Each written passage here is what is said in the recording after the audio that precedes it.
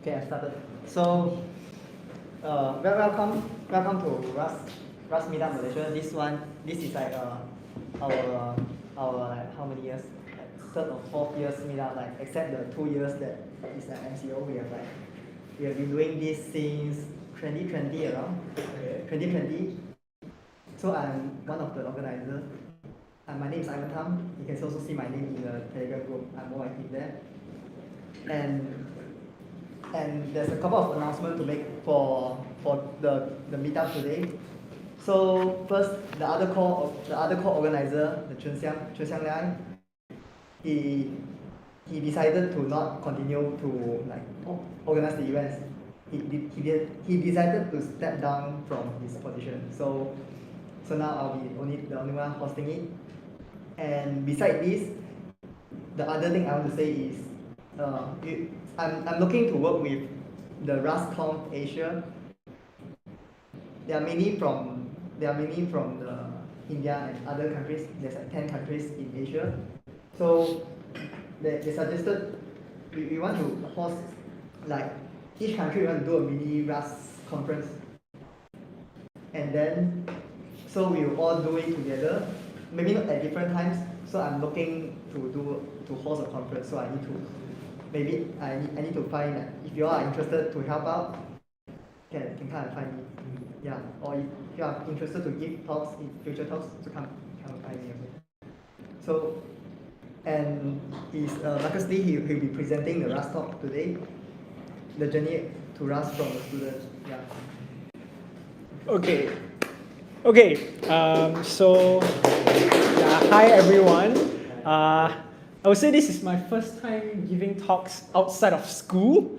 Previously, I've been just give talks at Thai UC and whatnot. But yeah, so actually, I would first confess I'm not really a Rust expert.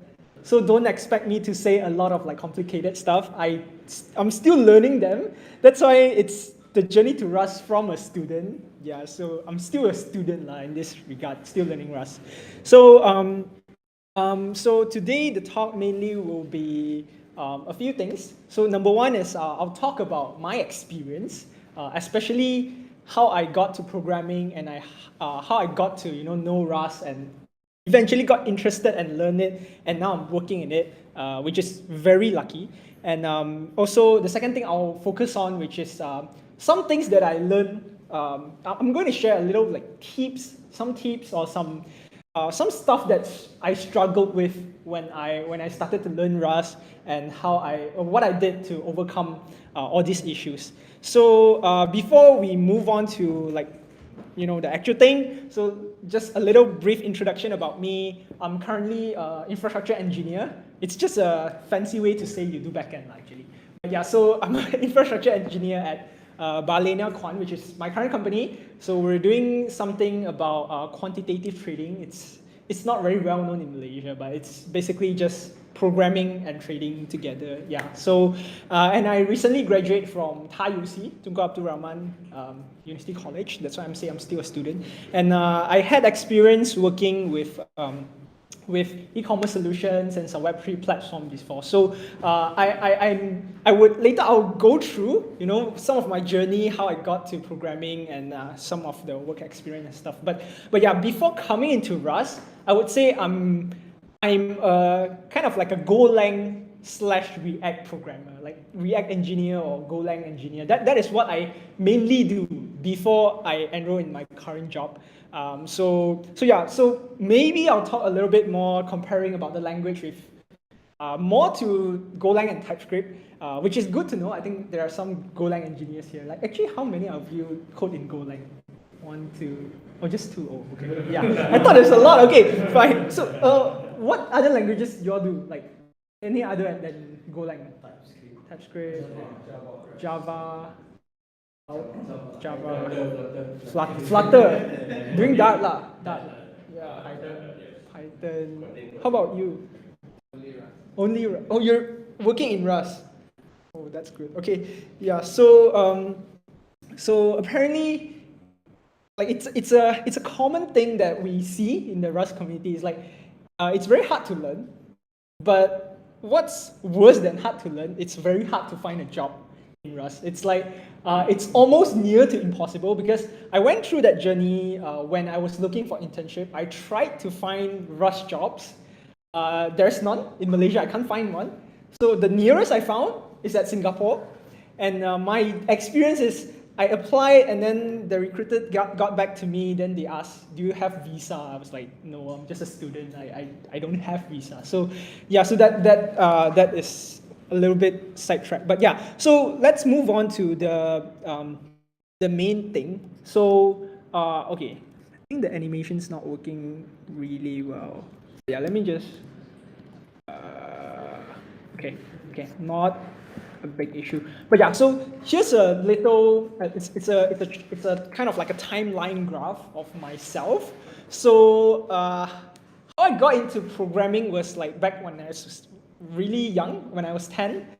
I got to know Java. I wouldn't say I got to learn Java because I didn't learn it. I just got to know Java. Because at that time, I was playing a game called MapleStory. I don't know how many of you actually played that game or actually know about it. I played a game called MapleStory, and I'm broke. I don't have money to buy A-Cache. That's what they call it. So I tried to make myself a private server, which involves downloading NetBeans, and then copying Java code and then compiling Java code. So I got to know Java back then, but I don't really learn it. But that's my exposure to programming. But eventually, in 2019, about I think 4 years back in my foundation years, where I got to know two of my friends here, which we also learned Python, like very, very basic Python. And I would say I love Python a lot back then as my first language because it can actually do almost everything. Just that it's super slow, like very freaking slow. So there's a story that I'll share why I eventually came out of Python and stuff. So I learned Python back then, and then in 2020, which COVID came, and it was at that time I started to learn a lot about programming, especially in Python. I do a lot of because basically I'm stuck at home. There's nothing else to do. So I just program and I just learned Python. So I coded a lot of side projects. Some included some Python chatbot and stuff. But one of the most notable project that I did in Python, which I think I will share because I think this relates to why we are all interested to learn Rust or like to learn a new language, because it kind of gives you like a new way of thinking about programs. And also performance is a very obvious reasons.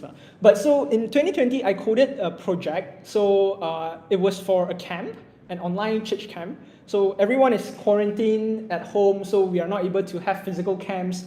So we're all doing it online, but they want to have some games online. So doing some interactive games through Zoom.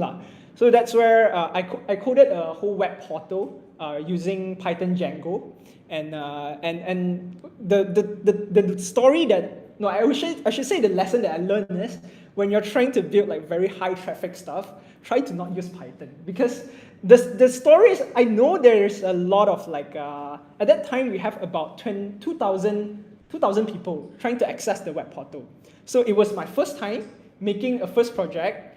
And I think everything is good because I heard from people saying, oh, just use cloud and then it will scale to millions. So I deployed the whole program. I deployed it to GCP and then through something called App Engine. And I think, okay, it's fine. Okay, everything is good. And I saw, Python is so well regarded. And people say Instagram use Python, Facebook use Python, Google use Python. So I think Python is the best. But what happened is just the website, like just 5 minutes after the website go live, I've been getting, a lot of bug reports. People say, I can't load the site site is not loading. And I was like, oh shit, what's wrong? And I have no idea what's wrong, because I'm very new, so I do not know anything about it. But ended up what happened was, actually, it's not the Python that is going wrong. Actually, it's the database that is going wrong. Like PostgreSQL, somehow it's just not scalable that time. So, but yeah, that's another story. But so in 2021, yeah. So in okay. Yeah. So in 2021, I started to pick up a job. It's kind of like a side job beside my study. So that job is the e-commerce solution that I brought up just now. It's basically where a few friends and we decided to kind of like do like kind of like a startup lah. But then it's kind of niche, I would say, because that time we did that whole thing, it was during COVID, quarantine and stuff. We are trying to replace GrabFood, which we failed. But yeah, it's like we tried. So we built the whole thing in Go and React, which it's where I learned a lot about building APIs, learned a lot about building. I think at that time we tried to do GraphQL stuff, and it's I would say it's good.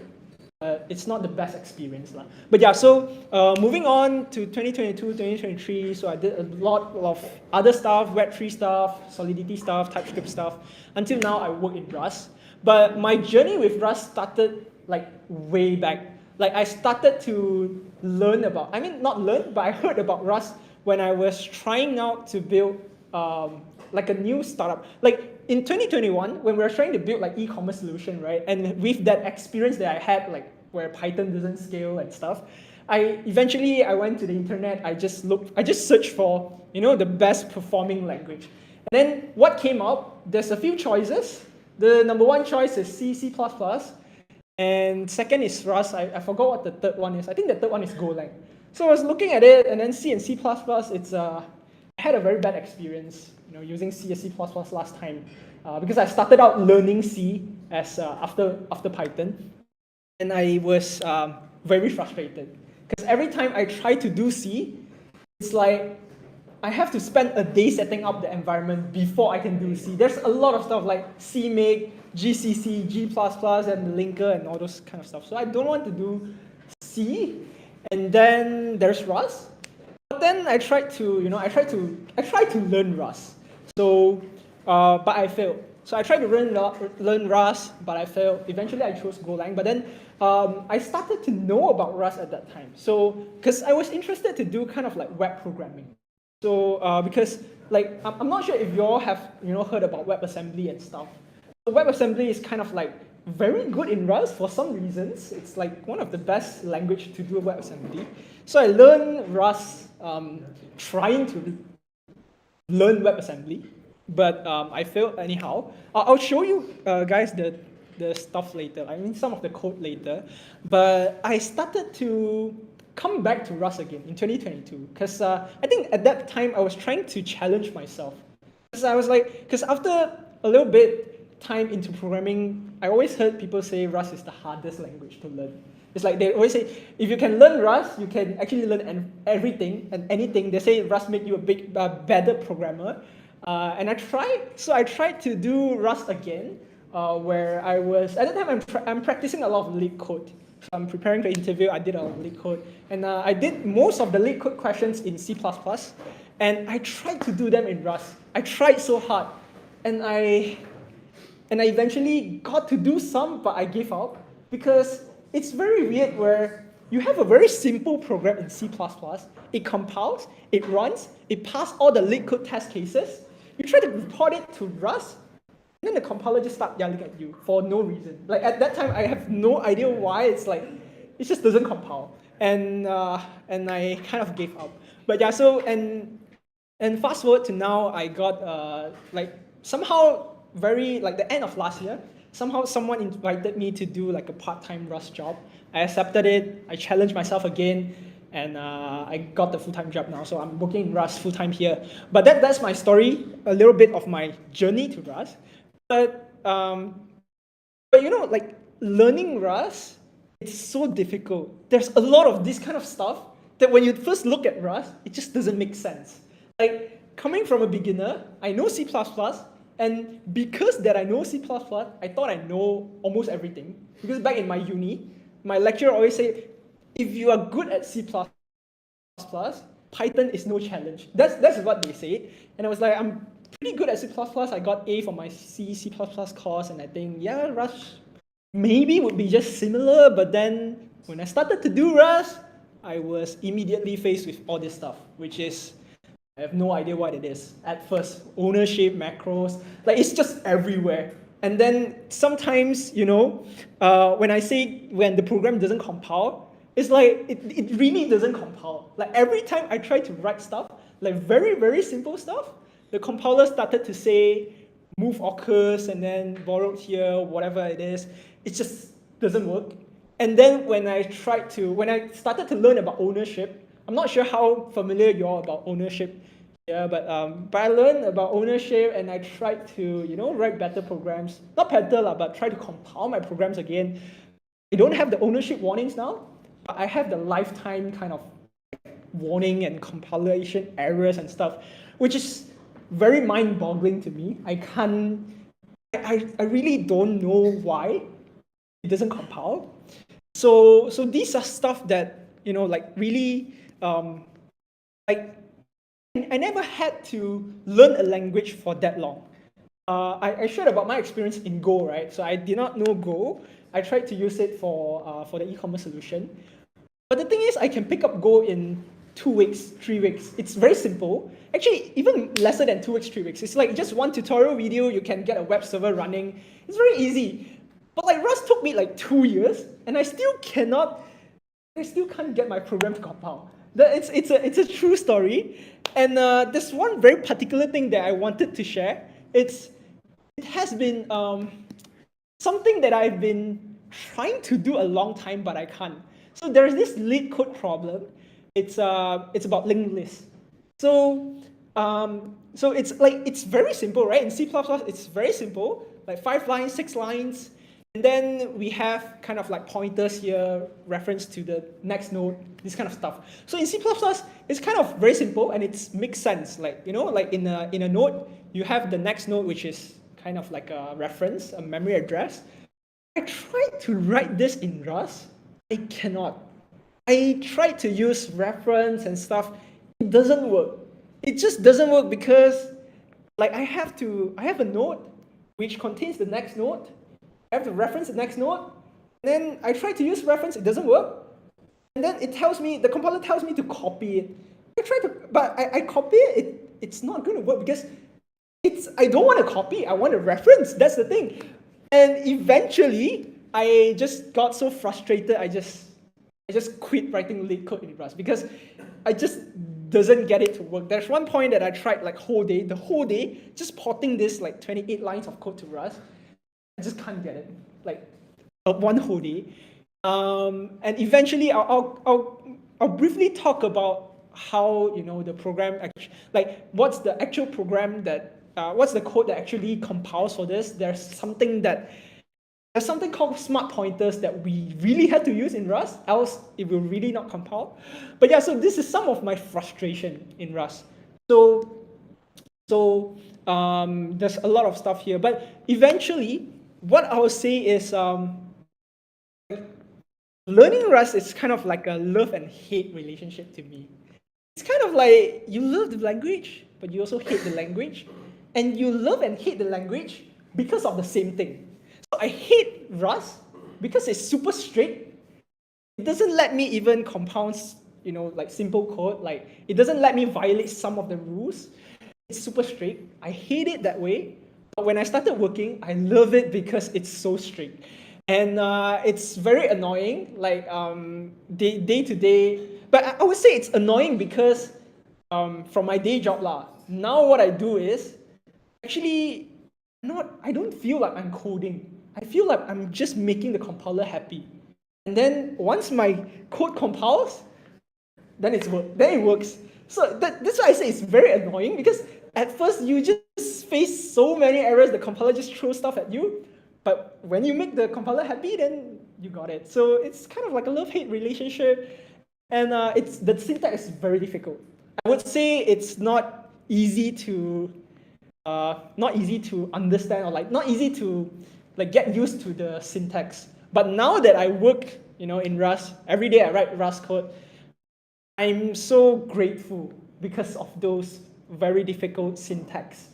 Because this is one downside of Golang.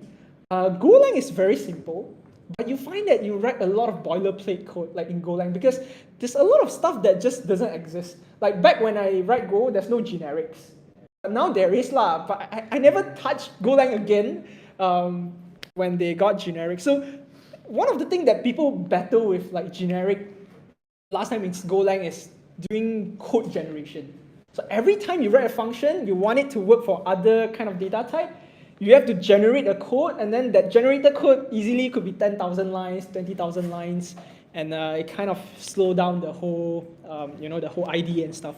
But yeah, so I love Rust and I hate Rust because of the same reason. So I'm going to take a little bit deep dive into one of the Rust concepts, which made me hate it and also make me love it. Number one, I would say it's ownership. So ownership, it's kind of like a very vague term at first. Like, you think you know it, but you actually don't know. Because ownership is very simple. It's like, today I own this water bottle, and then I borrow it to someone, or I borrow something from you or from some other people. And essentially, that is ownership. So it's a very simple idea. A primary school student can get it. So that's why I say you think you get it, but actually you don't. But actually you don't. So I'm going to just give a little bit of like example in like the ownership model in Rust, which is basically the whole ownership is just these three things. That's all. Ownership is just three things. That's all. But I would say you really need to know this deep to your heart, because a lot of the time, based on my experience, when the compiler throws an error to me, I would say 50%. 50% it is because of ownership problems. And it's kind of like it's a graph. It's not a linear graph. So learning Rust is not a linear graph. It's kind of like a curvy exponential graph, because the curve is that when you started to learn Rust, it's very hard. The compiler maybe throws you 5 to like 100 errors. But when you started to get comfortable in Rust, eventually you don't feel it's annoying anymore. You feel like it's a very good error message and stuff. But coming back to ownership, it's just these three things. Number one, borrow. Number two, move.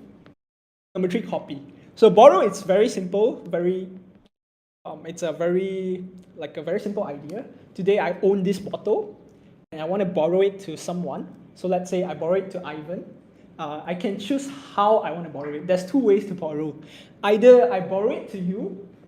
It's a read-only borrow. That means when you got this bottle, you can only look at it. You cannot open it. You cannot drink from it. Cannot do anything. You can just look at it. So that's the first type of borrow. And then the second type of borrow, in Rust we call it mutable reference. It's where I borrow you my bottle. You can look at it. You can drink from it. You can even you can fill more water and stuff. And then as long as you return it to me, then it's fine. That's called borrowing. So this concept, it's very simple. I try to apply it to variables. It starts to get a little bit messy. But I'll have like a little bit of code later just to explain myself. But that's the first idea. It's borrowing. So in Rust, everything is owned by someone. So every variables, every variable, every function, you don't typically own a function, but the function owns something. So ownership is everywhere in Rust. So if you want to learn Rust, you have to learn ownership. Because if you don't know ownership, you'll be me, stuck 2 years trying to solve compiler errors and don't understand what the compiler is trying to say. So and then the second type of ownership is where you can transfer the ownership. So it's basically saying that I don't want my bottle anymore, I give it to you, and it's not mine. This is not my bottle now. I cannot take it back because I gave it to someone else. So this is the second thing. And the third thing is copy. So this is kind of like magic lah. You can just copy my bottle, you get a copy of your own bottle. So it's just that simple. And if we look at one error message here, I think it's kind of small, but basically this is one of the ownership error message. If you look at it, the compiler is saying borrow of move value.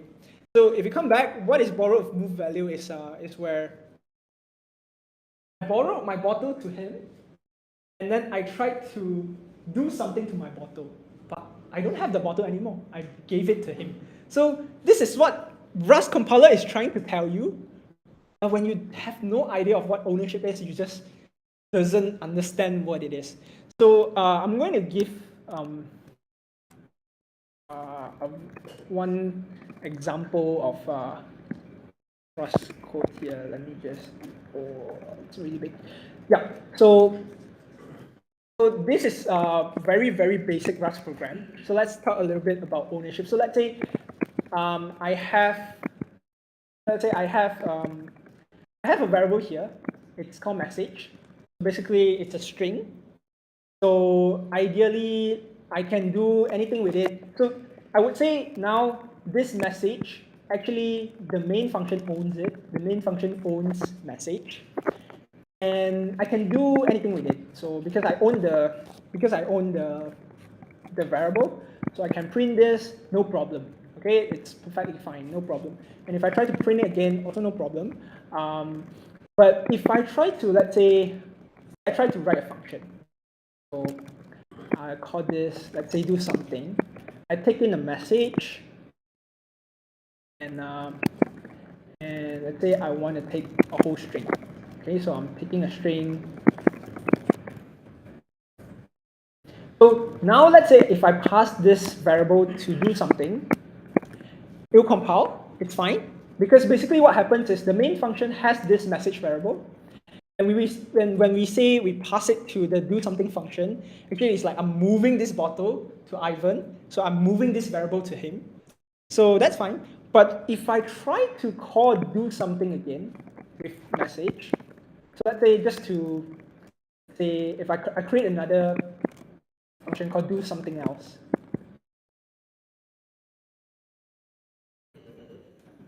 Copilot, okay, nice. So if I try to have another function called do something else, and I try to pass it to do something else now, you see the compiler started to tell you. It's kind of vague at first. It say value move here, and it say use of move value, like, use after move. So what happens is the main function has the ownership of the message variable, and it passed the ownership to the do something function, so it's fine. But now the main function is trying to pass the same variable to another function again, which is not valid because I gave up the ownership of this bottle. I gave it to the next function already.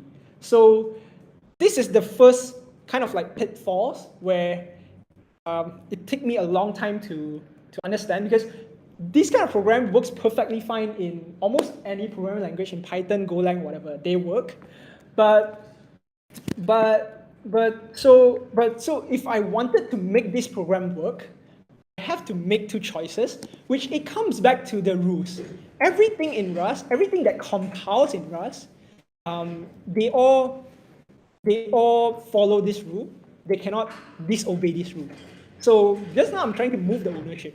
So let's say if I want to pass that variable to two different functions without recreating the variable, so I cannot move, I can borrow. So I can borrow the variable.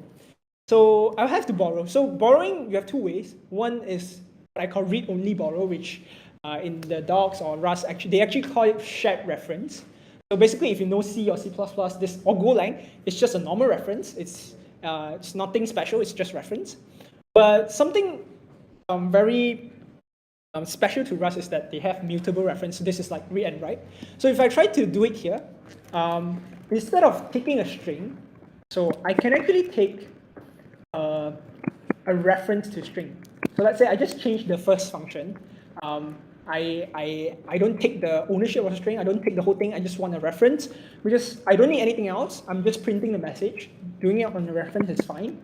So actually, you can see the compiler is really good. It tells you try to borrow here. Like, it tells you consider borrowing here, because now you're not passing ownership. Now you're just giving it a reference. You're just borrowing it. So borrowing, you have to tell the compiler, okay, I'm borrowing this message out. Now the compiler is happy. Everything works. It compiles. So I can just try to run this and see it printed hello world, hello world. So it's fine. And here I didn't do anything, right? I can also take just a reference. It will be fine. It will compile and stuff. So yeah, so it will compile. It will work just fine.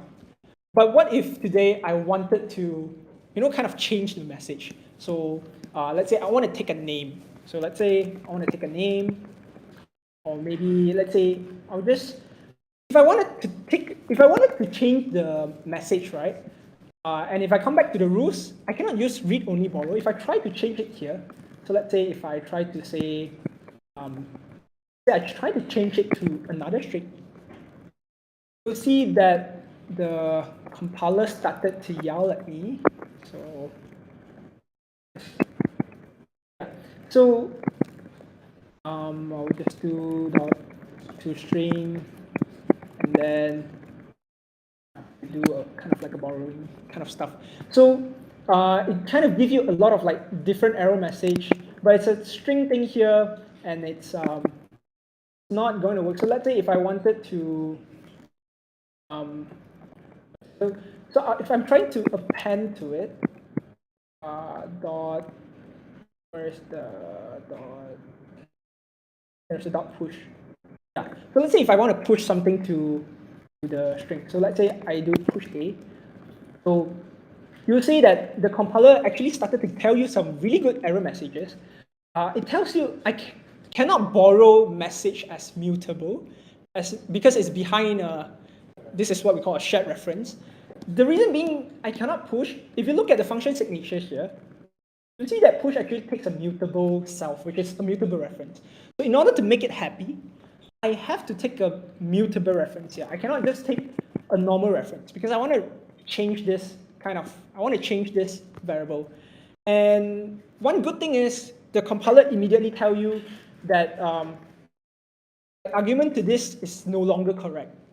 Because now you want a mutable reference instead of a reference because you want to change the data. And the compiler is good enough to tell you, hey, maybe try putting mute in front of it. Try to give it so it becomes a mutable reference.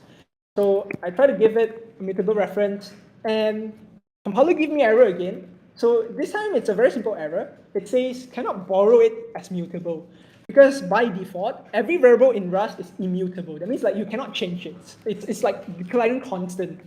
So once I put mutable in front of it, it allows me to change. So if I try to compile this program again, you'll see first time it's just hello world, because before I change it, it's just hello world. And if I started to change, I push a character onto it, and then the next time I print, it becomes A. So this thing in Rust, it's so hard to compile because you have to know ownership to get this to compile. Whereas in Python, you just do plus equal and then it's done, or like in Golang or some other language.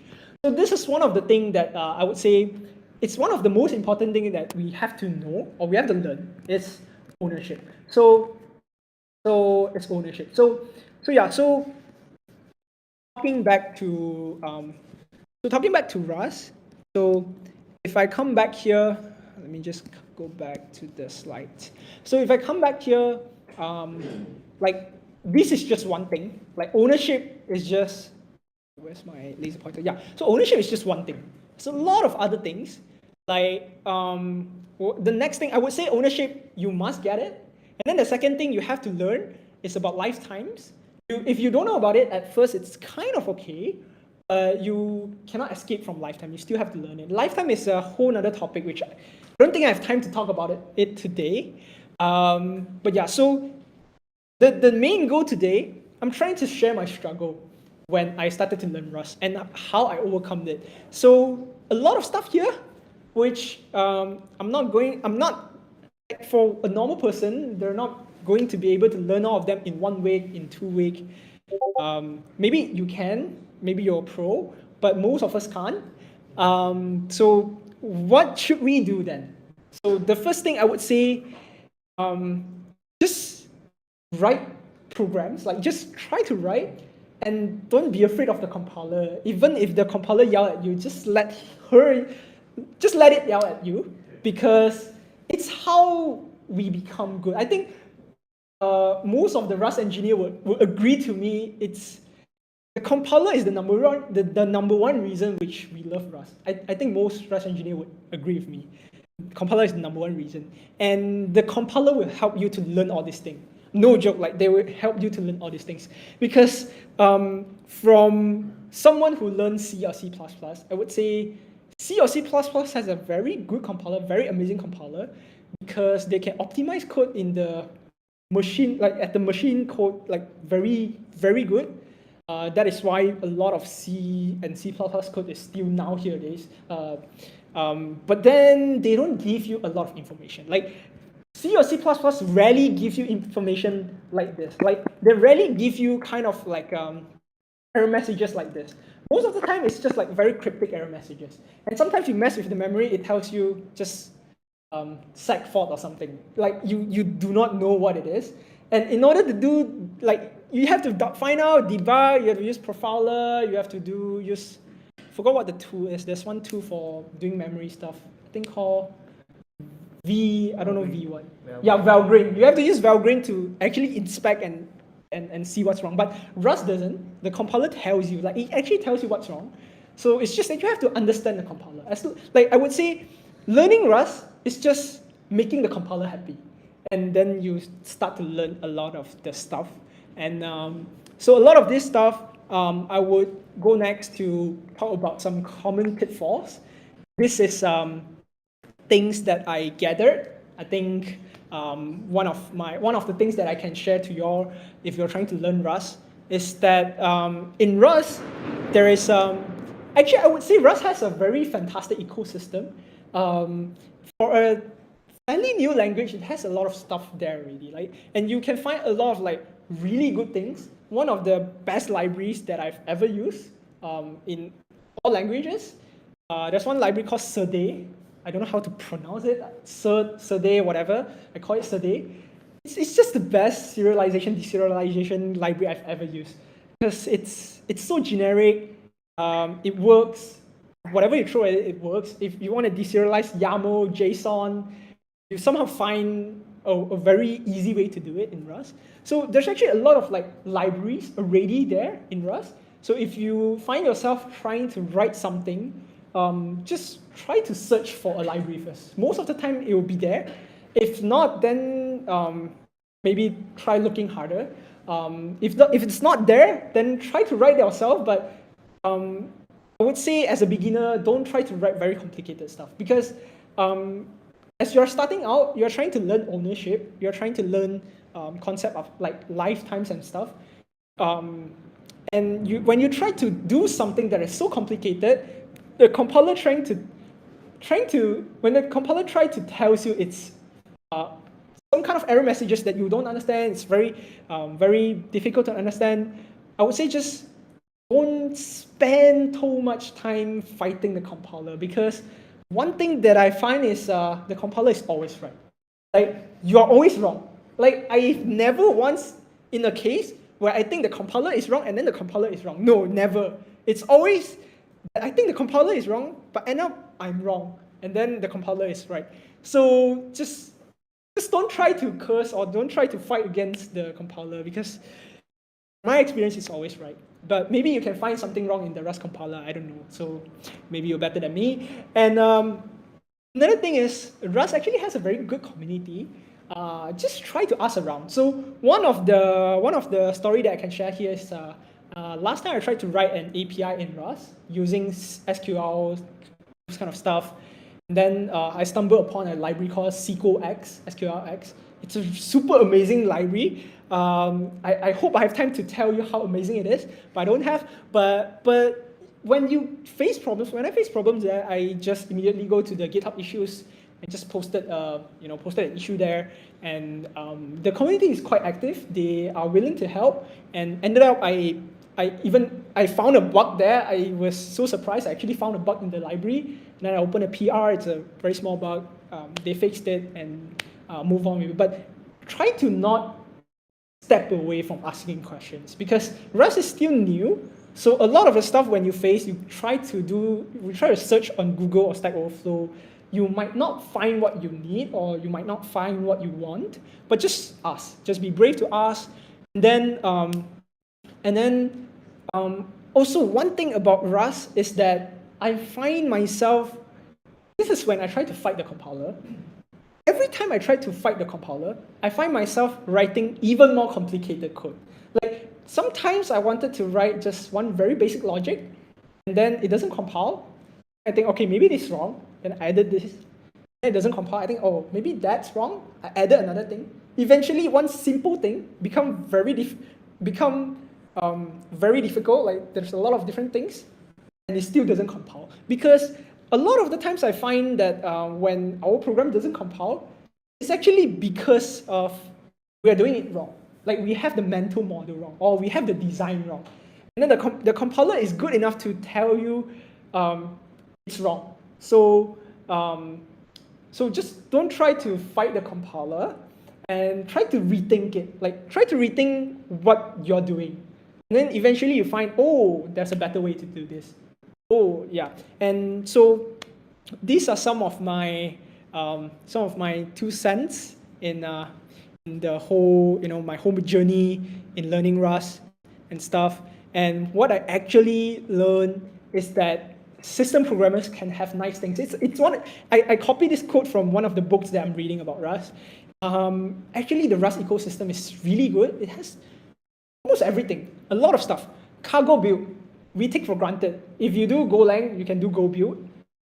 If you do C++, you have to go through CMake, Makefile, there's Ninja, there's Mason, all those kind of stuff just to get your code to build. But Rust has cargo build, and it's really good. It works.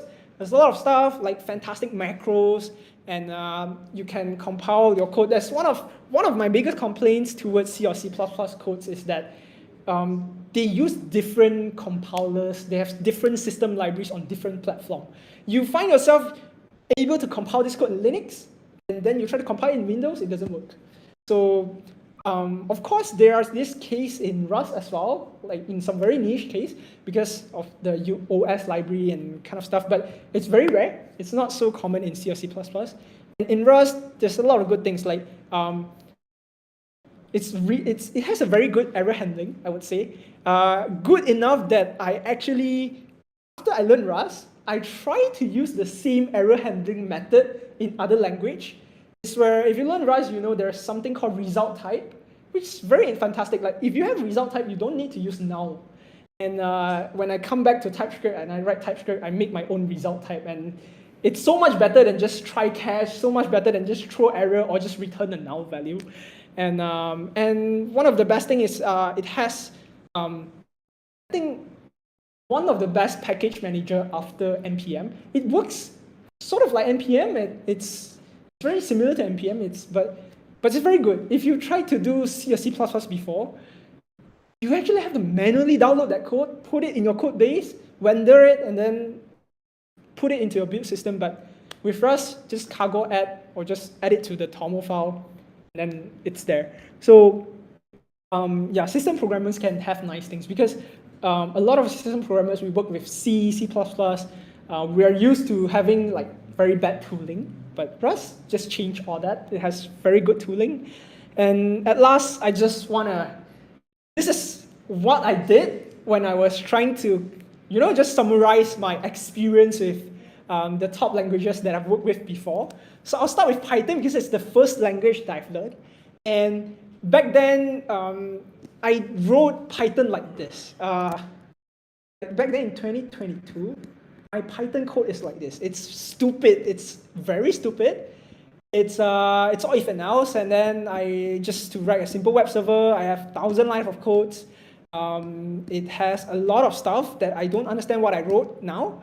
But yeah, Python is very good. For very simple stuff, it's good. In terms of error handling, it's not there. Oftentimes, you have to make choices. Either you want to return null, return none. In Python, they call it none. Or you have to throw an error. Then you have to try catch. I don't think it's good. I don't like it because if you don't try catch something, the program just crash. And comparing to TypeScript, Go, C++, Rust, generally I find that error handling in Go, in Rust, actually the first thing that I like in Go is about its error handling, because the convention is that it will always return an error alongside the value, the return type. So it kind of forces you to take care of the error. which the other language doesn't force you to. And Rust is kind of similar in a way. Rust also forces you to take care of your error. Of course, you can ignore it, but you have to take care of it. So you cannot just, forget about it, then later I only come back and deal with it. Like most of the time, you come back and deal with it, later actually you did not deal with it, and then it got to production and then it crashed. So that's my experience. So I say tooling is another thing that is very good at Rust. And the expressive syntax is what I wanted to go into a little bit. I know I'm running out of time, but Rust syntax is complicated. I don't deny. But it's because it's complicated, it allows you to do crazy stuff, like crazy stuff. There's, like, I talk about WebAssembly, right? When there are people now making effort to make UI frameworks in Rust, that allows you to write web page in Rust. And the good thing is you can write HTML in Rust. Like, it's valid, it will compile. If you miss like a HTML tag, it will have compiler error and stuff. It's possible because of macros. So it has a lot of like very good syntax. Another thing is match, like pattern matching. It's very good because I don't have to deal with switch cases. I don't have to deal with a lot of if-else. And yeah, so while Golang is a very good language, I like it a lot, its syntax is not as hackable, I would say. It's not as expressive. There's a lot of boilerplate you have to write. And productivity is another thing that people say, Rust is bad at. I don't deny, because when you try to when you try to learn Rust, it's not productive because you have to deal with compilers. But when you kind of get comfortable with Rust, I would say it's very productive because you find yourself don't revisit your code as much. Like, I don't know how many people can agree to me with this, but you really don't revisit a lot of times. Like, this is one of the main complaints in TypeScript. I know TypeScript is typed, it's statically typed, but it still compiles to JavaScript under the hood. And a lot of time when I write TypeScript, right, I think it works. It compiles, it runs, but then it says something undefined, which I didn't caught it, and then I have to revisit and then have to change code in TypeScript. But with Rust, it actually takes care of that already, because if not, it wouldn't compile. And performance, definitely one of the best comparing to C++. And then libraries, I would say it's there. It's almost there. It's pretty good. It's not as bad. But if you want to compare it to Python, TypeScript, of course, they have better libraries than Rust, because Rust is still fairly new. But it's there. So this is Rust. This is my comparison. It's not everyone's favorite, or it's just my preference. So you might find, you don't agree with this kind of table, some things that you don't agree with. It's fine, that's okay. But lastly, what I wanted to tell is there's a few things that I'm really excited for the whole Rust community, because there's a lot of stuff in Rust. It's still growing, and it's very fast.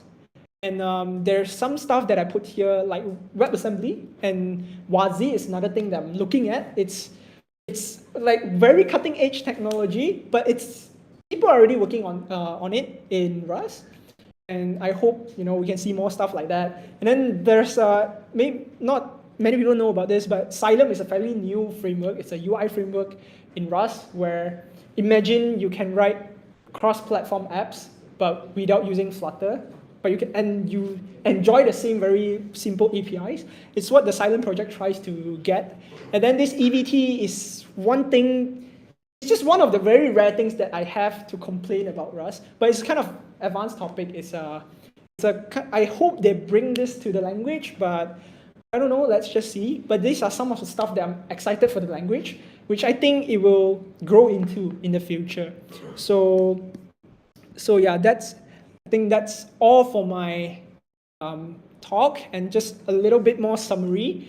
As a student learning Rust, number one, it helped me to solidify my computer science fundamentals. A lot of the stuff, like ownership that I talked just now, that I shared with you all, it actually, it's about memory management. And we all learn about memory management in school or somewhere else, but we don't actually understand it. But learning Rust, it helped me to really understand it and know how to deal with it. And I would say Rust helps us to write software the safe way. Probably not the right way, because right is very subjective. But write it the safe way, because you can't actually write unsafe code in Rust. And a lot of the stuff, and it's one of the very good benefits that it trained me to pre-plan. So I have this bad habit where I have an idea, I just hop onto it, I just write. But in Rust, you can still do that, but you have to face a lot of like compiler errors and stuff. You kind of have to plan ahead a little bit before you write Rust. So it's some of the things that that helped me from my journey learning Rust, and yeah, it's have a very good community as well. So basically, that's my sharing about Rust, and I'm curious if there's anything that you all want to ask or anything that we can discuss about in regarding Rust, I think. Yeah, is there any question? Anything for beginner want to start learning Rust? What kind of things that we can build to start off? Like when I start learning like Golang, I start with just building an API and stuff. In Rust, what type of programming that we can build? I would say pick something that you are familiar with. So let's say if you are familiar with writing APIs in Golang, try to write API in Rust as well, because the concept still applies. It's just some language features, it's different. So you kind of learn to adapt them. And I would suggest you to start, if you're like completely new, start from the Rust book, like the official Rust book. It's really a good place to learn. I normally don't read, like when I learn Go or whatever other language, I don't read the docs. I just go onto YouTube, find a tutorial, follow it, and then I learn. But I find that for Rust, you actually really have to do a little bit of reading, because you need to know a lot of the concepts. Yeah.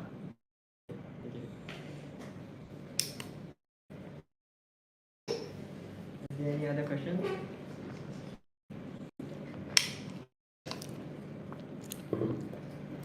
Yeah, one question. Just now you mentioned about the ownership. There are a lot of beginners here, but what does ownership solve? So it solves memory issues mainly. So if you are familiar, there's something called dangling pointers, where you try to access a variable that has gone out of scope or like being dropped or something. It's very common in C or C++, but because of ownership rules, you fundamentally cannot do that in Rust.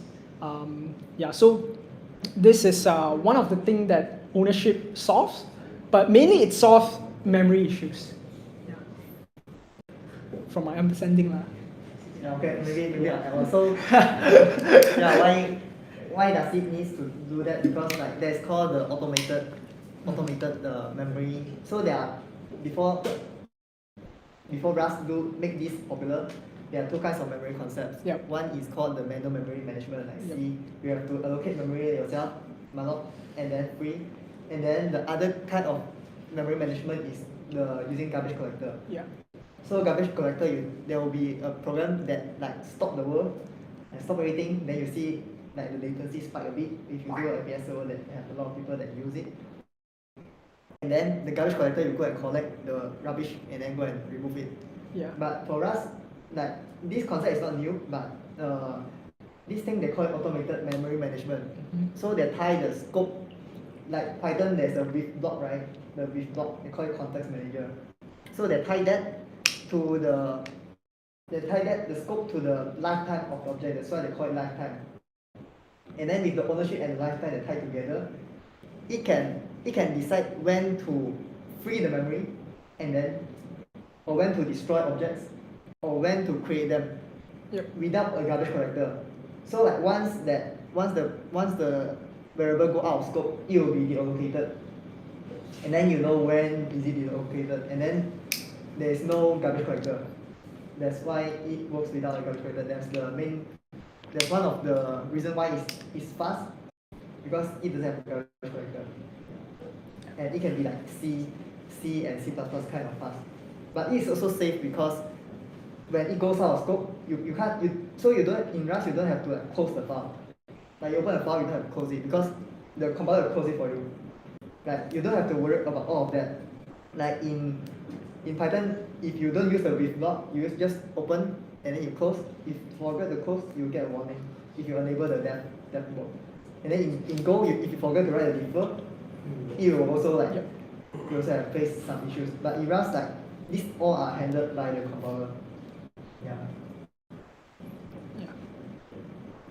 Very good explanation there.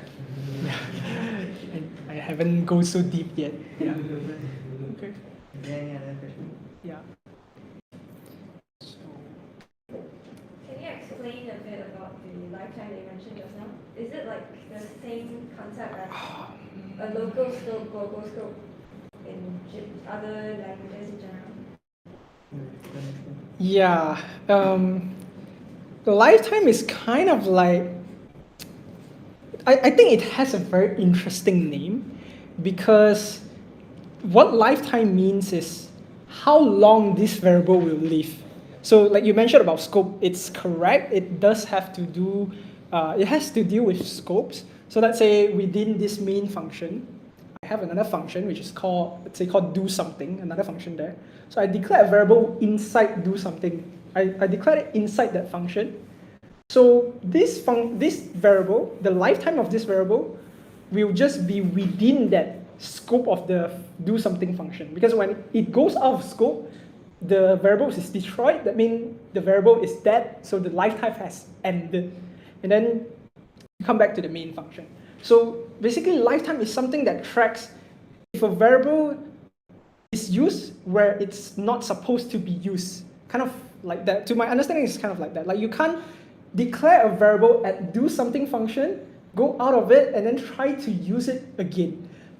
With ownership, it actually cannot do that, but lifetime is to protect against references because there's no, like you can pass references freely around, but some of the times in Rust, you find that you have to explicitly tell the compiler, okay, this reference is only valid from here to here, and then the compiler will check, okay, if this variable is used outside of this scope. If it's used outside of this scope, then it will yell at you. If it's not, then it will be happy.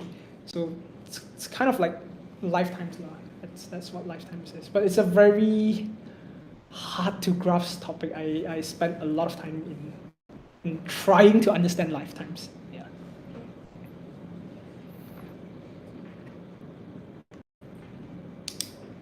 You have all this. Okay. Is there any other questions? Yeah, I have a question. Yeah.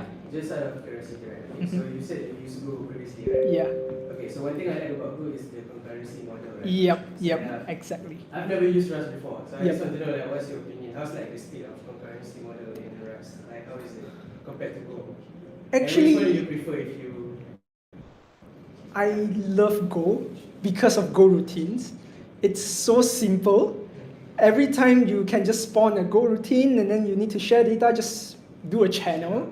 And then it's so simple. I haven't dived a lot into different type of concurrency models in Rust. The way that I do concurrent program now in Rust is the exact same way how I did it in Go. Because in Rust, there's this thing called channels, which is same in Go, but Rust, they have different types of channels. They have MPFC channels, one-shot channel, broadcast channel, where different channel have different properties. Like MPFC is like multiple producer, single consumer. So you can send, a lot of people can send stuff, but only one people can consume. Which this kind of restriction doesn't exist in Go if they have not changed anything. I remember it doesn't exist there. Like the channel, as long as you try to send thing and then someone is listening, then it will work. So I would say the concurrency model now that I'm using is very similar, but in Rust, the good thing about the channels and doing concurrency programming is that they call it fearless concurrency because of Rust is so strict. It has all the ownership rules, the lifetime rules, that fundamentally it prevents 90% of the data racing problems. I wouldn't say 100%. There will still be, but it prevents a lot of the data races issues. Like in Go, right? You can easily write a lot of Go routines. You try to share memory between them. You did not use mutex. You did not use read-write locks. and then you run into data race, and then you run into deadlock, but your program still compile very nicely, no problem. But in Rust, if you have problems like this, like deadlocks or some data races, most of the time the compiler will catch it and you can't compile the code. So that's why getting your code to compile gives you a very high security, like not security, it gives you a very high guarantee that your code works in production, but not 100% lah, but most of the time. Yeah, so I would say the concurrency model, very similar, but it's better. Yeah. Yeah, I can add on to that. So the Rust concurrency model, with the Rust memory and stuff, all the concepts, they solve one thing in the concurrency problem is it solves the race condition. It doesn't solve deadlock, it doesn't solve live lock and all those kind of locking issues, or it doesn't solve the DOS attack, but it solves the race condition, like one data races. So you don't, from what I see, I don't get data races. You get? I don't get data races. Yeah. I get deadlocks. I do get deadlocks. Yeah, you can get deadlocks, but you don't. From what I heard, you don't get data races because it solves that data races issue through the ownership and lifetime. In other languages, I believe that you can still get data races even with the even with the garbage collector kind of language, because it doesn't have the scope and the ownership to help you tell you when to use a variable and when to not. Yeah. Yeah. That's about it. Yeah. So, what time do we have? Like the Yeah. hard Any limit? other question? Yeah. Any questions that anyone interested about? Or I don't know, anything at all? Okay, yeah, I guess I'll be doing an ending here. So thanks a lot for coming to the Rust Meetup. And I think there are some foods here you can just enjoy and finish. And this meetup we host it every, to iterate on the meetup again for those that are new. This meetup we host it every 2 months. We started in like around 2020, and then we do it for 2 years, roughly around 2 years. Then we stopped doing MCO.